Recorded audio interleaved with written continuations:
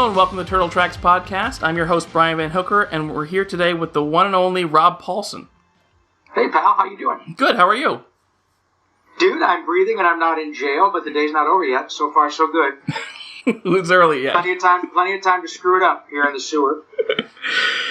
So, I wanted to basically start from the beginning. How did you get into acting? Well, I got into acting as a result of my initial desire to sing. I was a singer before I became an actor. When I was very young, my siblings and I were fortunate enough to be reared by a set of parents who really loved music and exposed us to all kinds of music. And I, to this day, probably love singing more than anything in terms of performing. And the natural progression was to go into stage work, and I did. And then when I moved to LA 40 years ago this month, it was ostensibly to do live action, like most of us in those days. There were certainly cartoons, but they were not nearly as ubiquitous as they are now, and there wasn't nearly as much opportunity. So I came here to do TV and movie stuff on camera, and I was. But one thing you find out pretty quickly is that there are a million average-looking kids from Michigan who are in their 20s. And so when the opportunity came to audition for shows with my voice, cartoons and stuff, it doesn't take you long to think, well, this is the great gig because no one cares what I look like. And so that was great. But I started performing just because it made my soul happy when I was, 12 or 13. It never was something in which I conspired to make a dime until I was probably in my 20s. Okay. The singing, it's funny, like, I kind of jump around a little bit, but, like, it's kind of come full circle now because you're touring the country as, for Animaniacs Live. How about that? And thank you for coming to see us. I really appreciate you lowering your entertainment standards for a couple hours. Yeah, man, talk about an incredible gig. You're right. I have kind of come full circle because I get to sing a lot in this thing. Animaniacs was a show in which incredible opportunities to sing. Most of the songs that everyone knows were written by my partner, Randy Rogel, and others too. Paul Rugg, Tom Ruger, John McCann. They all wrote great songs, but the ones that most people relate to were written by Randy. And so we have this great deal with Warner Brothers Licensing by which we're able to take the music of Animaniacs around the country and do it like we did at Joe's Pub a week ago at this time, with just Randy and me and a piano and a video screen on which to show some cartoons, or with a big orchestra, which is also a really bitchin' way. But the intimate gig that you saw at Joe's Pub, I think, is a little more fun for us because you get to hang out with the audience and mess with them and see people who wear their Animaniacs t-shirts and bounce off the wall. It's just a remarkably wonderful evening, and the only people who enjoy it, I think, more than the audience are Randy and me. But yeah, it's just as I mentioned earlier, the fact that no one cared what I looked like when I was younger. Now I'm way, way, way older, and they still don't care what I look like. I just got done doing 5 more years as Donatello on the latest iteration of Ninja Turtles, and I was almost a victim of my own ageism when they called me to read for it, because I just couldn't believe that they would be interested in me doing it again, auditioning when I was in my 50s. And it occurred to me, or rather, it never occurred to them that was an issue. Being an actor who is not recognized walking down the street, it was lost on me for a while that the people like you who grew up watching Turtles and are now in positions of power in Hollywood are at an age where they can do this stuff, and they wanted me and my friends to come and see if we wanted to play. And I'll be damned, I got the job, and it never made one bit of difference, most especially to the fans. It didn't bother them at all, and many of them knew that I was Raphael in the original incarnation. Didn't bother them one lick that I was Donatello. So, yeah, it really has come full circle, and I'm as busy now as I've ever been, and I'm having a blast. Honestly, bothered is quite the opposite word. I mean, for me, like, I remember when that cartoon came out, because it was, the Turtles had been dormant for a little while. Nickelodeon had bought them, and, we were getting these details of this new cartoon, and, some people, I like traditional animation, but I kind of grew to love the 3D thing, but I was like, I heard they casted you, and I was beyond thrilled, and to the point where I'm still a little bit, 6 years later, like, man, that's the coolest casting for that part ever.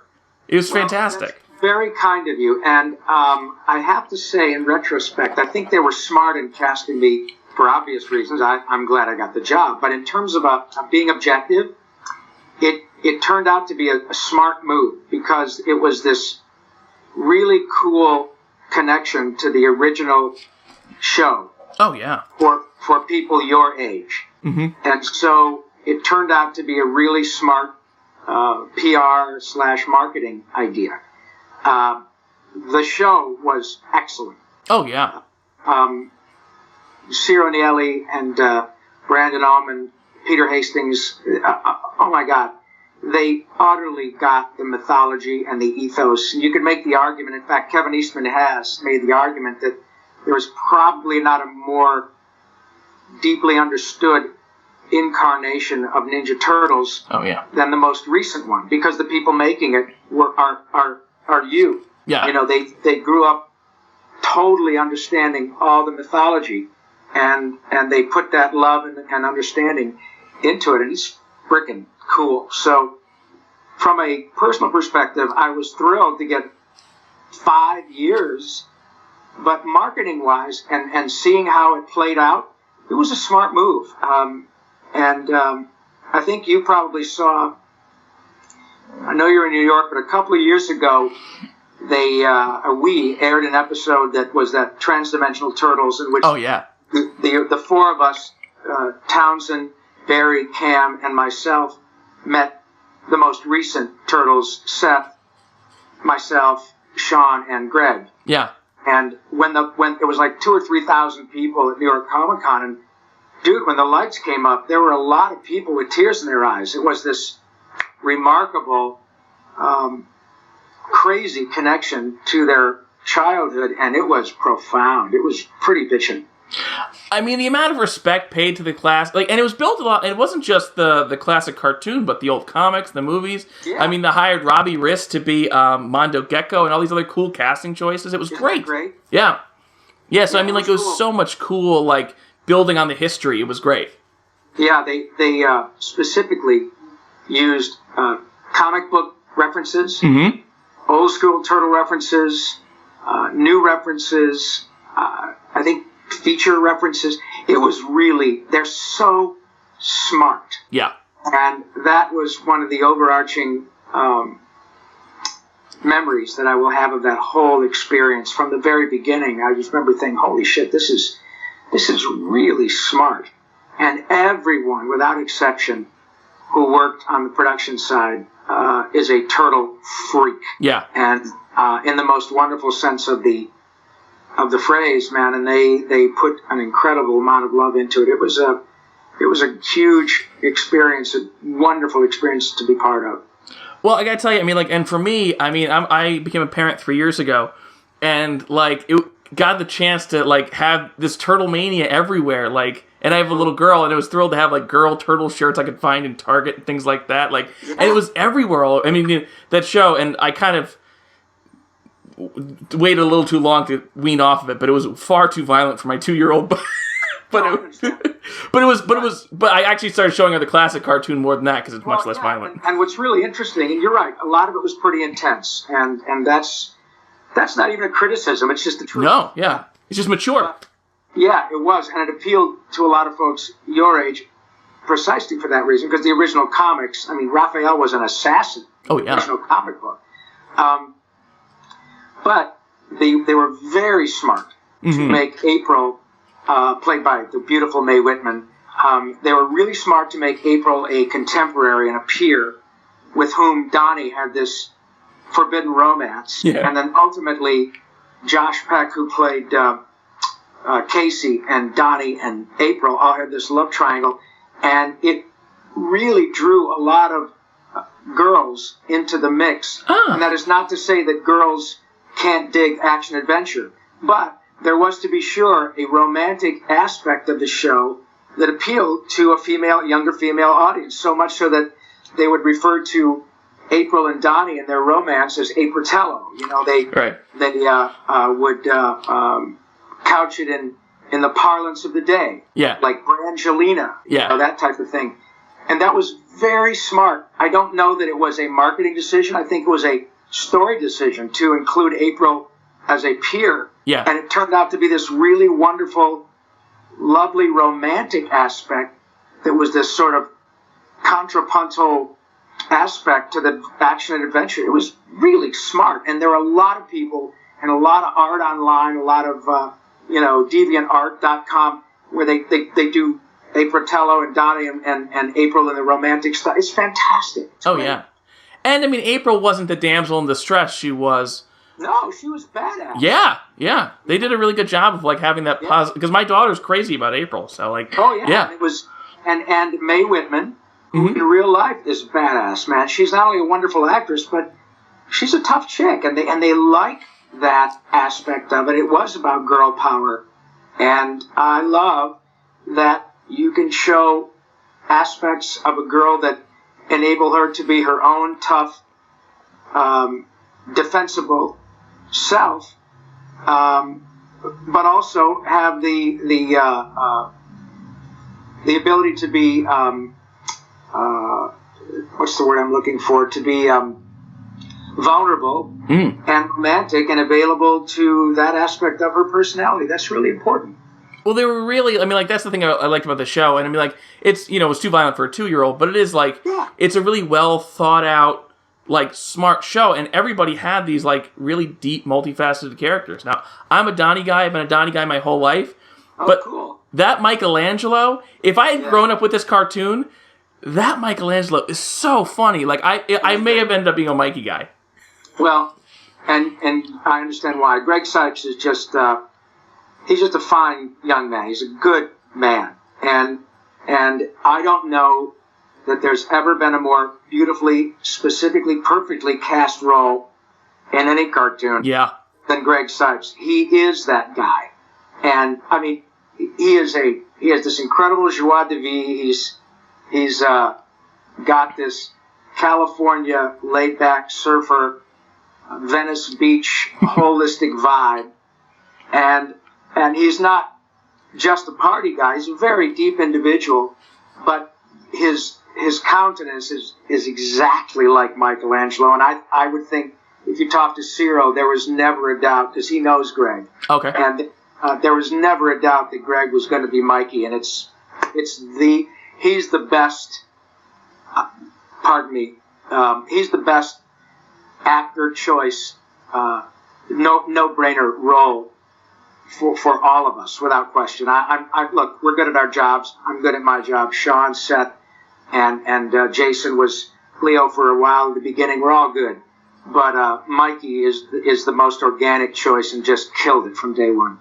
Well, and I mean, like, in addition to your presence, I mean, like, Mikey was this cool gateway to the classic fandom because they had this personality that was perfect for coming up with these horrible names, like, because almost all the villain names, nobody would name themselves Scumbug or some other nonsense. Like, so he had this perfect device and this character who can bring in all this nostalgia, but in a natural way. It was great. No, he is great. And again, I got to go back to Ciro and Brandon and Peter, the whole gang who put it all together. They know what they're doing. Viacom/Nickelodeon was really smart in hiring them. I mean, Ciro Neely, for God's sake, his parents are from Sicily. Yeah. He grew up in Philadelphia. His father owned a pizza parlor when Ciro was growing up. And Ciro used to draw the turtles on pizza boxes in his father's pizza place. Are you freaking kidding me? Yeah. It's nobody better for the job, and he absolutely delivered. It was great. Oh, yeah. I mean, honestly, front to back, too, like, I really love the ending of the show. It was so offbeat and different, but I loved that. Right? Oh, my God. This sort of post-apocalyptic Mad Max. Yeah. Raphael's got a beard. Oh, my God. I remember watching it at a screening, and I was sitting next to Sean, and we were kind of in tears looking at it going, this is what an homage and what an incredible tribute to this franchise. And certainly we're sad to see it go, but boy, did they really pulled out all the stops.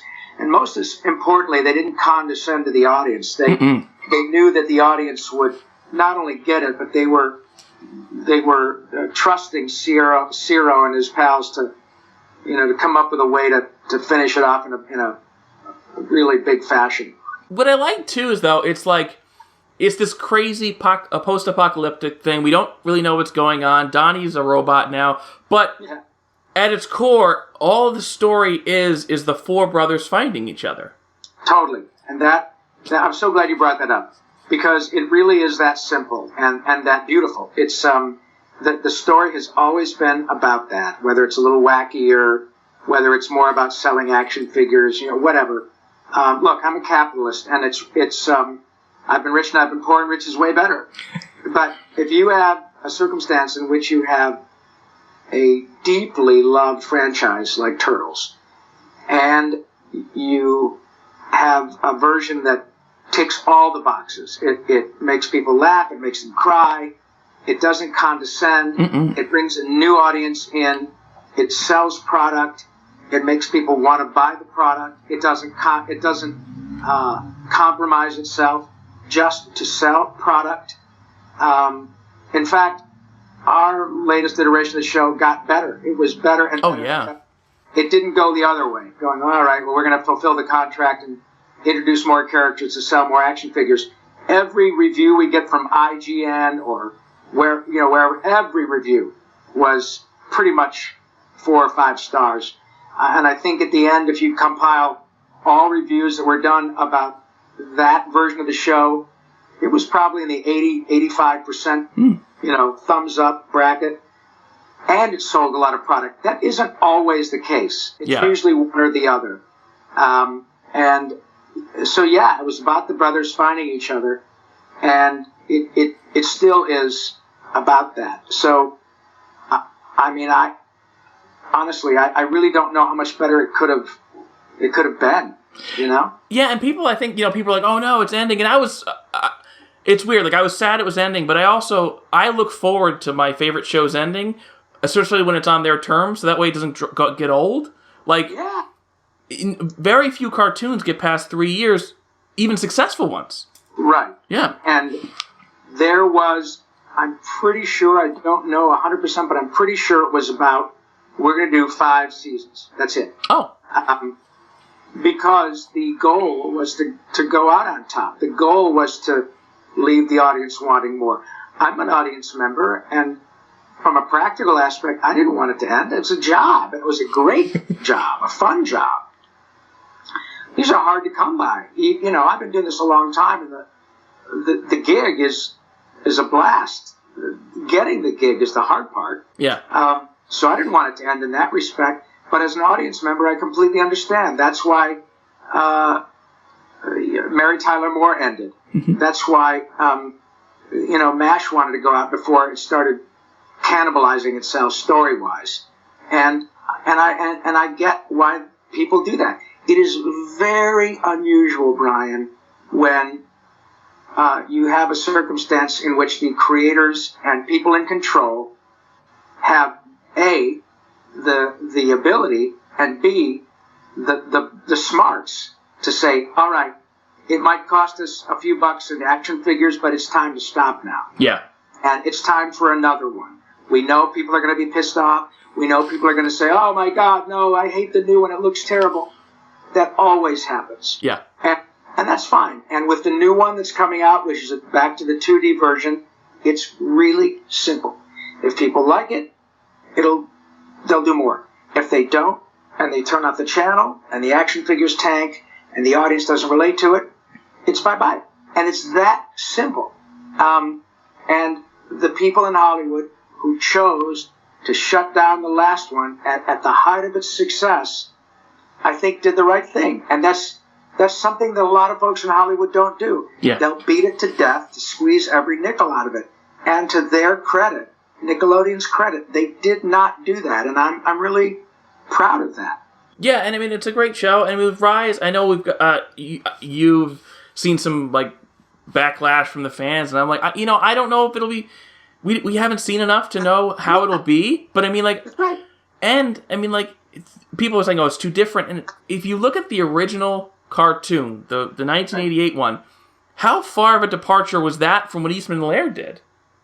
Huge. Exactly. It was like not even close. So I mean, like, but see, and I appreciate that. I appreciate you giving a voice and a forum to those of us who understand that. Yeah. Look, with all due respect to people who say things like, "Oh my God, you just trampled on my childhood" and all that. Well, I'm flattered. Something that I've worked on has that much an impact in your life. Mm-hmm. But respectfully, if your life is affected negatively for any more than about 30 seconds by a new version of a cartoon that you don't like, then with all due respect, as we used to say on Animaniacs, there's an outfit called the Please, Please, Please Get a Life Foundation. And I'm not trying to be rude. There are so many more important things in life than Ninja Turtles or Animaniacs or Family Guy or The Simpsons or whatever. If you find that, and I know there are people who joke about it, but seriously, there are people to whom this is really, really deeply affecting. And if that is the case, then as an older person, I would suggest that you find something in your life that you can channel that kind of passion into. Volunteer at your church or at the homeless shelter or at your vet, or find a way to send a couple of bucks to your favorite charity, because those things are really important. And Ninja Turtles is too, but it's not worth, in my opinion, affecting your life so negatively that you got to write about it all the time. Find something else that's really worthwhile and go to bat for that purpose, that reason. Oh, yeah. Turtles will succeed or fail based on the numbers of people who watch it or like it. If they do, great. If they don't, that's the way it goes. But, respectfully, to those of you who are watching who really take this way too seriously, take a moment to understand that there are people really struggling and could use that kind of passion. And you might even be able to introduce Ninja Turtles to kids at a homeless shelter or kids who are being shuttled around between foster homes. You know what I mean? Use your love and your joy of Turtles to be positive with it, not complain about something you haven't even seen yet. If you see it and you don't like it, don't watch it. Period. Yeah. That's it. I mean, I know for me, and I'm surrounded by thousands of dollars of Turtles merchandise, but I'll say this, like, Viacom doesn't own my childhood. Like, that doesn't change what was. So, no, of course not. And listen, man, no one is taking 50 or 100 million bucks of anybody else's money and trying to screw it up. Yeah. So when people, say, "Oh my God, this is awful. What have they done? I won't watch it." Well, that's fine. But, remember, nobody is trying to make a piece of shit. And if it turns out that not you, but collectively, you out there feel that it is a piece of shit, then you have the best way to express yourself. Don't watch it.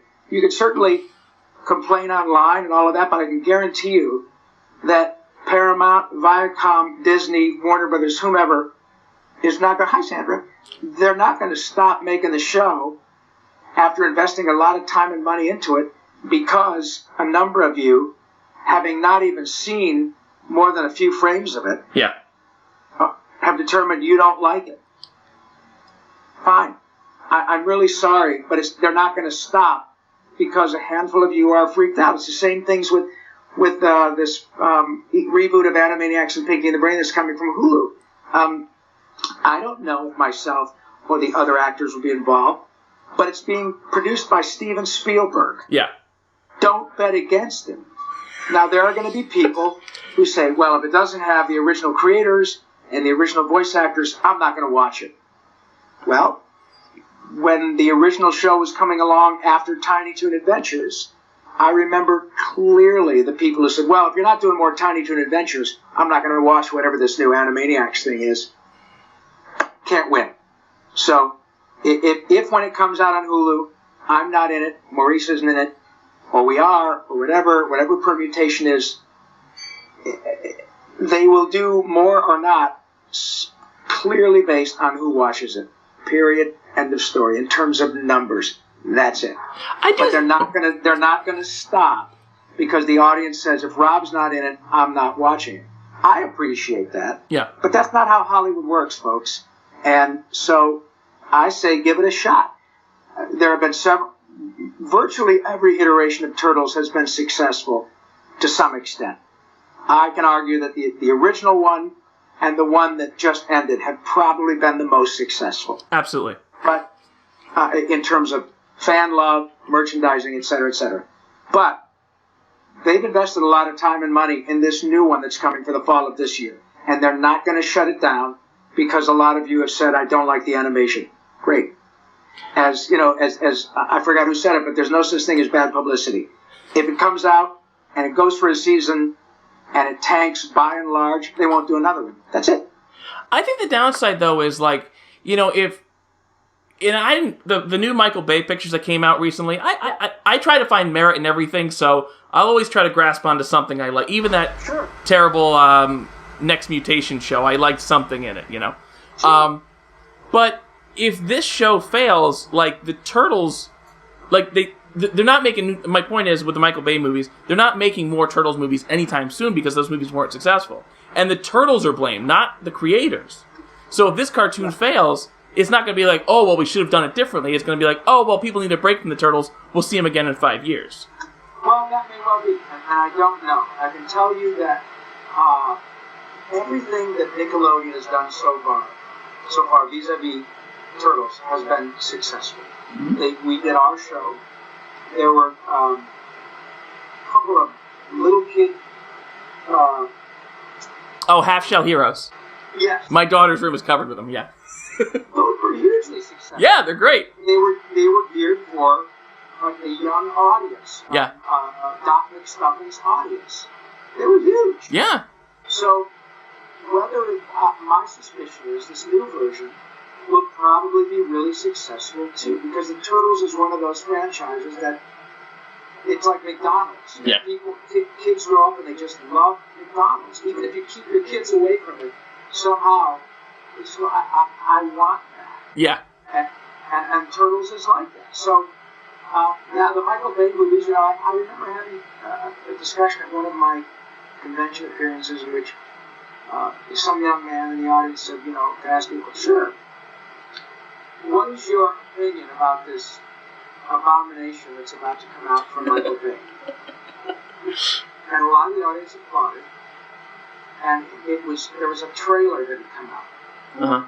You know, I guess people didn't like Michael Bay from some of the Transformers movies. I don't know.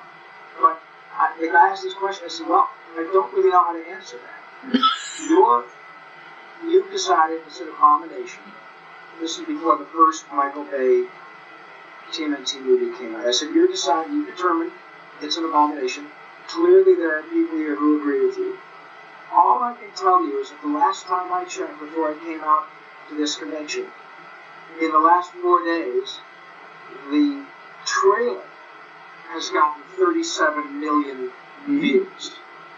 I don't know where you come from, but where I come from, that's a successful trailer. Mm-hmm. I know it's free, but people are interested in it. Now, if people spend $20 to see it to determine they don't like it, well, it's still an incredible opening weekend. Yeah. And that movie was very successful financially. They made another one that wasn't so successful. And now they're not making a third one of that version. Right. That's how it works, folks. And you can bitch and moan and complain about how evil Michael Bay is.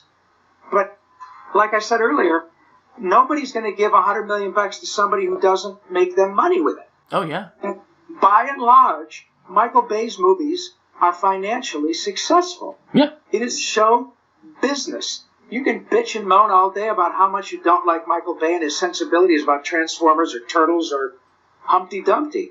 But if at the end of a run, different people in Hollywood have given Michael Bay a total of $500 million to make movies, and ultimately his combined movies make $1 billion, they're going to give him more.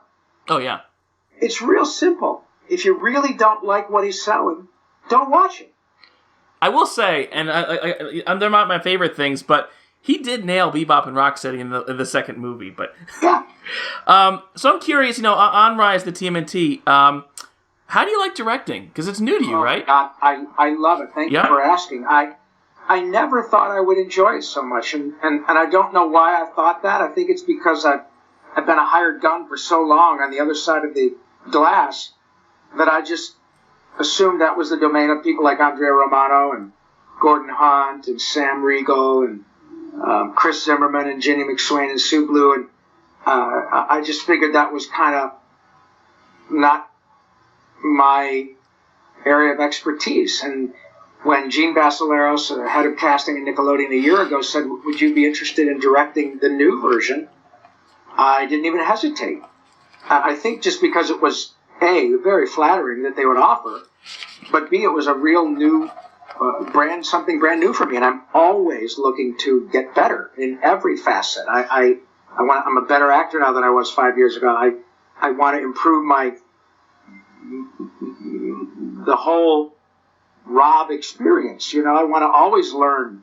And man, I'm having a blast. It's really a gas working with all these actors. They're so smart. Did you feel like you were on the wrong side of the microphone for a while? Like you're like No, I didn't. I felt a little.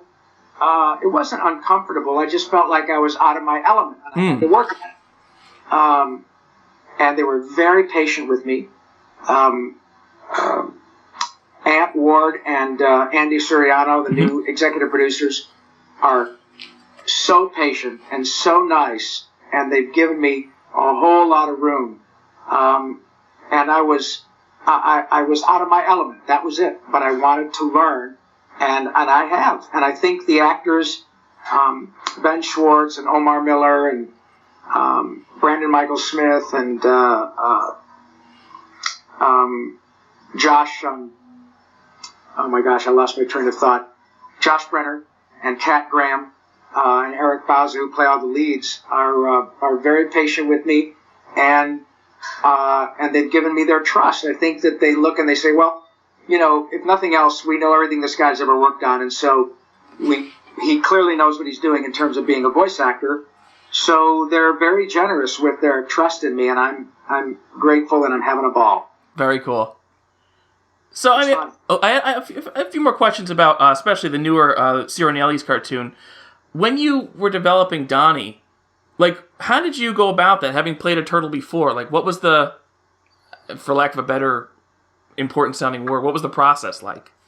Well, it was just like every other process. That is that I took information from Ciro and producers, the writers, Brandon, visual cues, and bounced off the wall. Remind you, I had probably 3 or 4 callbacks before I got the job, so we, every time I get a callback, we'd start to tweak it a little more, and it was more about, not so much, the voice comes out of the creating the character first, and the sensibilities of the character. It's not about, the voice isn't that dissimilar to my own, just like Raphael was not 30 years ago. Yeah.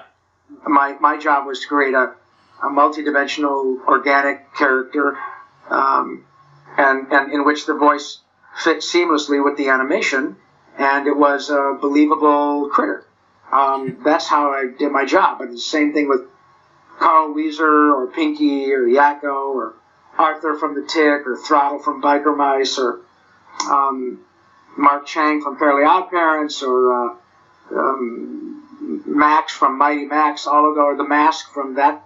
It's all about creating a character in which the animation works with the voice and all of that. If it really works well, you end up with something like Bugs Bunny or Bart Simpson or something that hopefully will be a timeless character that is a great amalgam of all the work that's put into it, not just the voice. Oh, yeah. And it was, like I said, I'm still thrilled that they'd cast you in that role. As a Donnie guy, from my earliest memories of Turtles, I've always been a Donnie guy, and you getting that role, I was thrilled by it. So thank you. Well, me too, buddy. It was a huge honor and privilege. And listen, if a guy who really is into the whole Donatello vibe tells me that he bought it. That's the best compliment I could hope for, really. Oh yeah, I mean, I'm curious. How did Donnie and Raph differ to you? Like, it's hard to describe because they're both not too different from your own voice. But like, what's the distinction for you? Like when you were doing Transdimensional Turtles. Raphael is more of a smartass and kind of a quipster, not unlike myself. I'm kind of a smartass in that regard. I think that's probably why Yakko has been successful too. But Donatello was much more cerebral, just like, Donnie does machines, and I think a little more centered, a little more logical. But what was so great is that he would get upended emotionally and kind of freaked out by how much he dug April and how that would, oh my God, there's this human female who affects me in ways I don't quite understand. and that was disconcerting to Donnie. He could totally, you could throw him all sorts of algebraic equations and black hole and dark matter theories and facts and figures from Copernicus to Einstein to Hubble to Hawking, and that's like falling off a log. But when it comes to romance, it flips him out. And I love that he has that vulnerable quality. Raphael would be a lot more about, hey, how you doing? You're pretty good looking. I'm sorry, did that mark happen on your forehead when you fell out of heaven? I mean, clearly you're an angel. He was a player, he was an operator, and more of a badass. And Donnie was a badass in a completely different way. And I love that he had that sensibility where that romance was something that was difficult for him to deal with, not making a new machine. Yeah. And he could still kick ass when he needed to, but it was about his cerebral vibe, not his slickness. Who did you connect more to of the two? Probably Raph. I think, without question. I mean, I don't think of myself as a playa. I've been married for 140 years, but I'm definitely more of a smartass, and I look for the joke and the pun. I can't resist. I always look for the humor in a situation, and that's not always the most appropriate thing, and I've been taken to task for it, but it's how I'm wired. I look for the joke. Yeah, I've gotten in trouble for that a few times myself. Yeah. Really inappropriate times. Yeah. I guess the last little bits I wanted to ask you about were those crossover episodes, the Transdimensional Turtles. Like, what was it like? What was it like doing the two roles? What were like bringing everybody back? It was wonderful being in the studio again with Townsend and Cam and Barry and Renee, who was the beautiful original April O'Neil and is a beautiful woman in every sense of the word in real life. Was such a gift to be back with them and to see how Turtles has still a deeply, profoundly wonderful effect on millions and millions and millions of people around the world.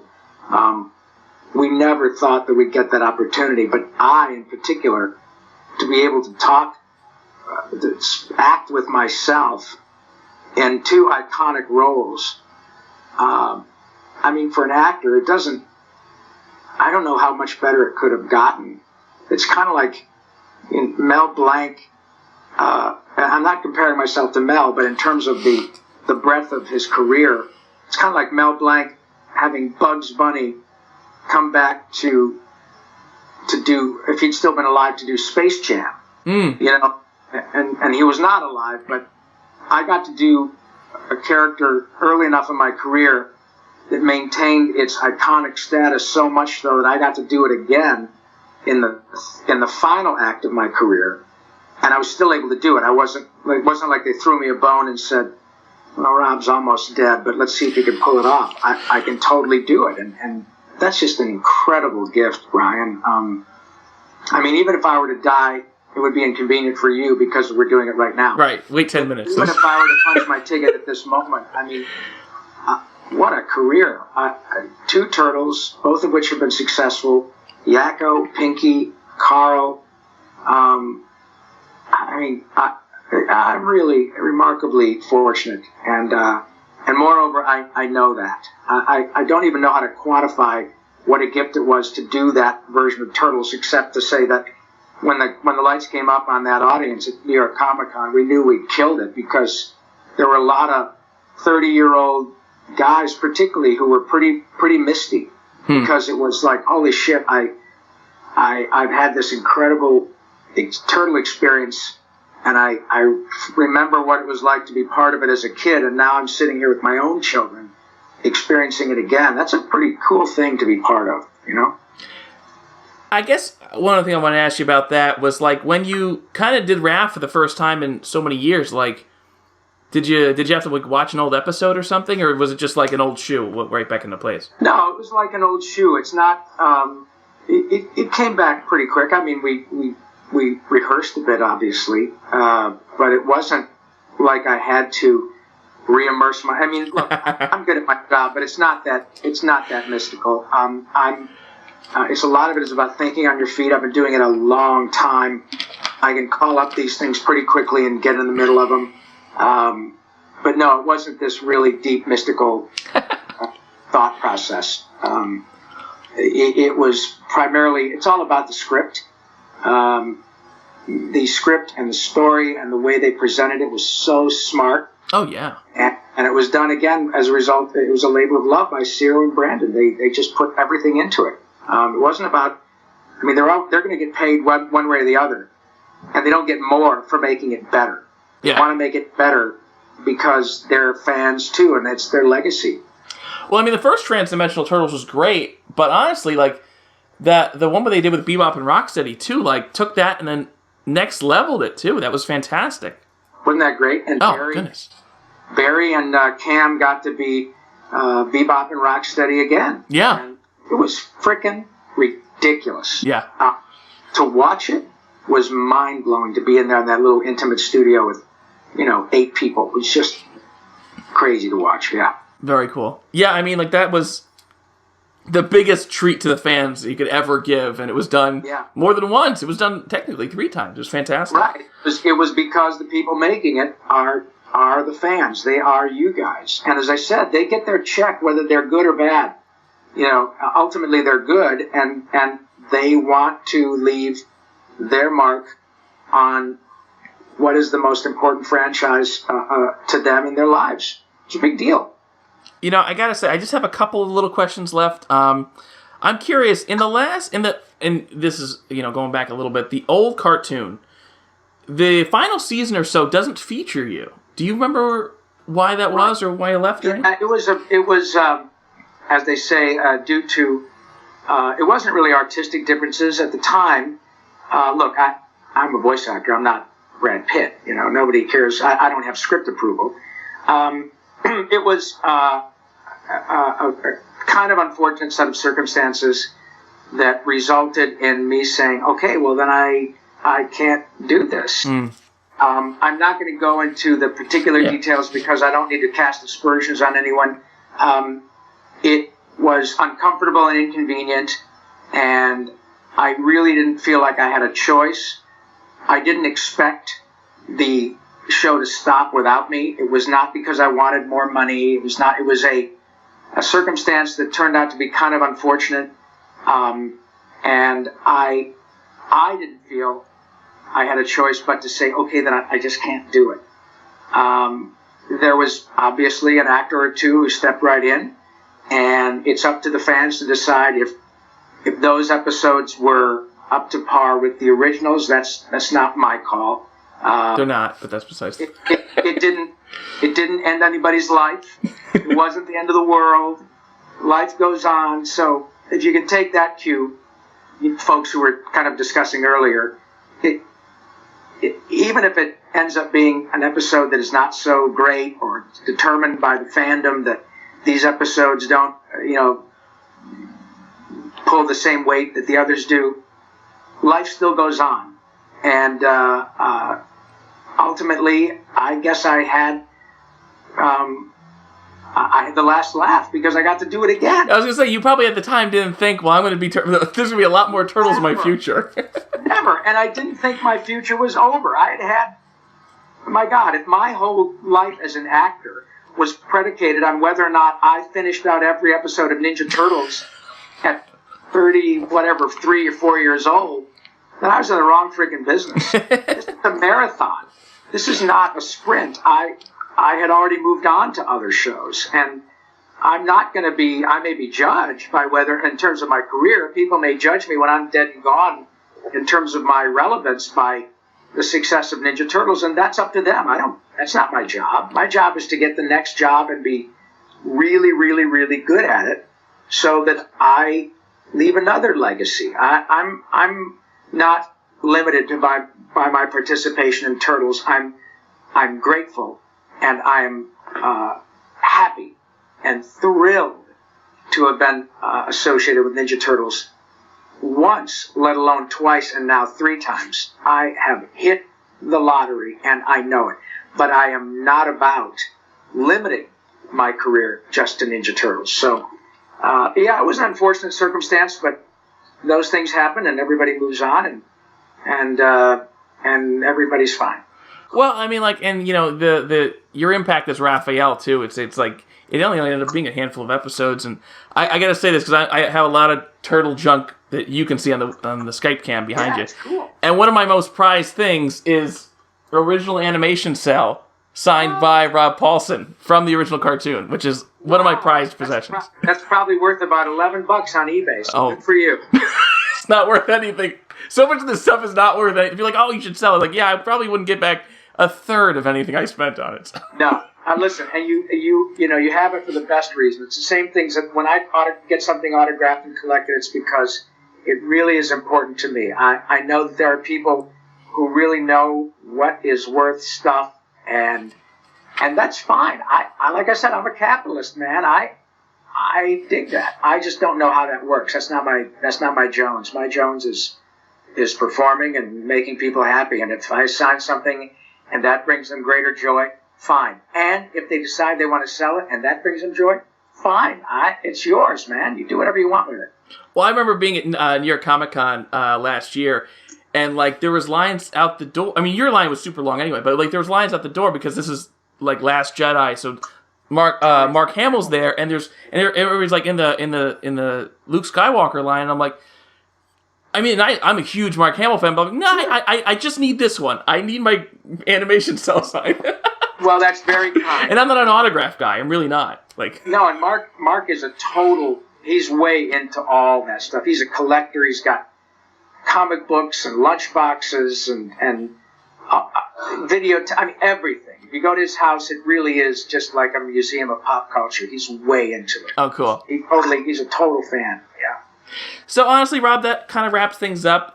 The only thing I wanted to ask you is I couldn't decide before whether or not I wanted you to say Narf or Cowabunga. So I thought, can I hear Cowabunga as Pinky? Well, I'll do both. Okay. See, Cowabunga as Pinky would be, hey, Dad, Pinky's in Italian today. Hey, Dad, Ryan, Cowabunga. And then Raphael would say, Narf. But Pinky can still say, Narf. And Raphael can say, Cowabunga, or Turtle Power, or whatever. But thank you primarily. Thank you very much for your time and your incredible support for this particular franchise. And thank you, all your fans and friends out there, for paying attention to us all these years. It's an absolute privilege to be part of this, and thank you for your time. I really appreciate it. Rob, thank you, and I want to say, you've inspired me, and your podcast, kind of brought light to people who, people don't always know who the voice of a character is. Thank you. And honestly, for me, like, interviewing yourself, but like I've also interviewed like toy makers and people that they don't know. Like, they know what they've done, but they don't know the people behind them. So that was kind of the inspiration part, too. Thank you. I'm really grateful to have that. And it's now an on-camera show on Nerdist or Project Alpha. It's called Talkin' Tunes. And a damn good one. Right. Thank you. It's TALKIN 'TOONS. And thank you, Brian. It really is a gas to be able to shine a light on these remarkably gifted people. And you have given me you've shined a light on me, so thank you, pal. I appreciate it. Rob, thank you so much, and again, thank you for doing this. My pleasure, man. Take care. Turtle Power. Same to you. Well, that wraps up this episode of Turtle Tracks. Thanks again to Rob Paulsen and to Turtle Flakes, the podcast we do this in conjunction with. This has been Brian Van Hooker, signing off. He's a radical rapper. Leonardo leads Donatello Dust Machine. That's a fact. Raphael is cool but rude. Give me a break. Michelangelo